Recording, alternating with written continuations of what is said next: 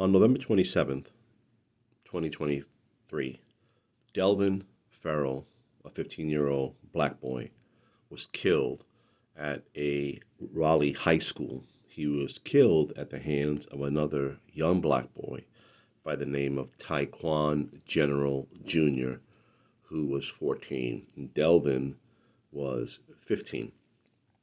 What this prompted us to do, and me and us as an organization, Hispano del Sur, we decided to look at the data across the state to see acts of violence in the local public school systems.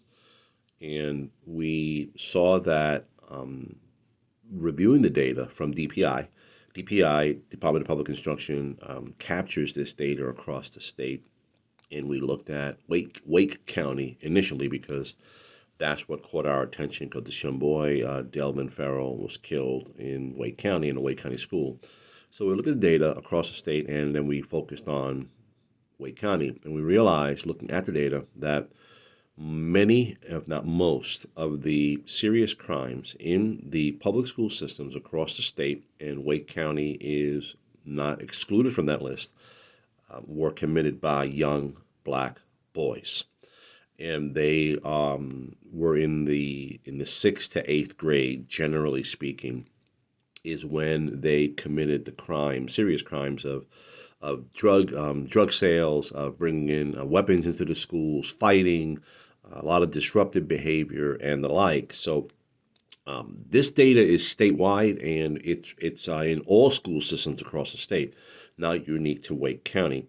So this is something that needs to be addressed, and that the groups of kids that are committing most of the acts of violent crimes in the school system are young black boys. And it's happening starting in the 6th grade, going up to 8th grade, which happens to be teenage years, and also a connection to puberty. That said, we need to have these conversations, these honest conversations in the public square around these young children and who are committing the crimes in the public schools. The challenge with this type of data, and the people who have access to it and kind of know this, they are afraid to have this conversation publicly and to identify the problem, meaning the young black boys are committing most of these crimes across the school system, across the whole state, and them being labeled, meaning those who raise their voice, being labeled as racist or insensitive, or putting another target on the back of young black boys or young black men, connecting that to socioeconomic issues and police brutality and all these kind of dots that people like to make connections to. And that fear, meaning of the public officials who run the school systems, those who are elected officials, some of them who are even police department chiefs and community officers, and everybody who's interacting with this population, young black boys, they're afraid to raise their voice for fear of the repercussions of identifying a data issue, and verifying, confirming that this is accurate. The data reveals that these are the boys that are committing the crimes in the school system. So as a result of not addressing this issue, that puts at risk everyone's child. The white kids, the Asian kids, the Indian kids, the Hispanic kids, everybody's children are at risk because we refuse to acknowledge this problem and raise the voice, identify it, and have an honest, transparent conversation about how to fix it, come up with solutions on how to get these boys who are committing these crimes,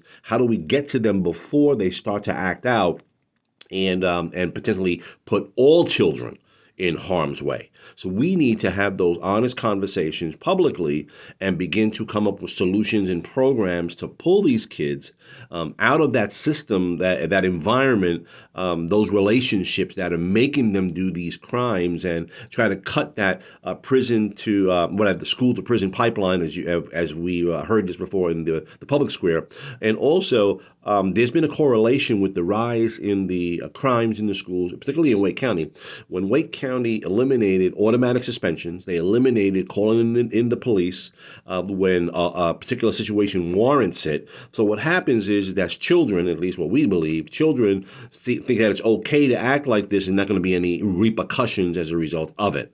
So there's a couple of things that are going on here, that there's no penalties, no severe penalties for kids who act out like this. And also, we're not addressing the issue that it's the young black boys that are actually committing these crimes.